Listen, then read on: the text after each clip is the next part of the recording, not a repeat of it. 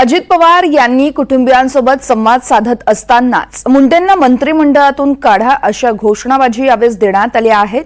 मसाजोगच्या गावकऱ्यांनी अजित पवार यांच्या समोर या घोषणा दिल्या।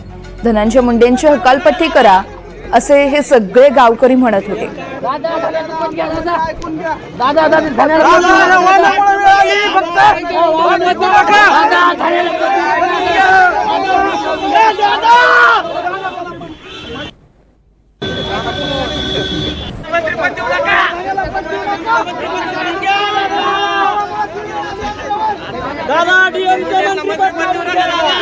दरम्यान याच गावकऱ्यांसोबत संवाद साधला आहे, त्यांच्या प्रतिक्रिया जाणून घेतल्या आहेत आमचे प्रतिनिधी मोहसिन शेख यांनी। बघूया।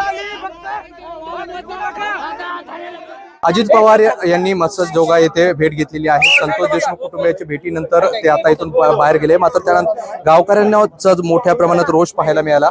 अजित पवार भेटीला आले होते, मात्र मोठ्या प्रमाणात गावकऱ्यांनी घोषणा दिली। तुमचाही रोष पाहायला मिळाला?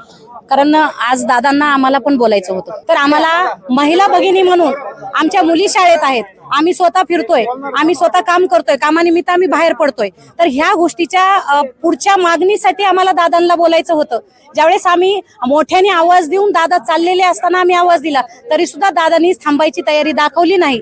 यामुळे आम्ही आमचा सगळा गाव काय सगळ्या महिला भगिनी ज्यांना लाडकी बहीण म्हणतात, तर लाडक्या बहिणीसाठीच दादांना 2 मिनिट टाइम का नव्हता, हा प्रश्न मी तुमच्या माध्यमातून विचारते। आम्ही पहिला प्रश्न करू की दादा इथे आले कशासाठी होते? जर आमचं म्हणणं ऐकायचंच नव्हतं तर येण्याची गरजही नव्हती।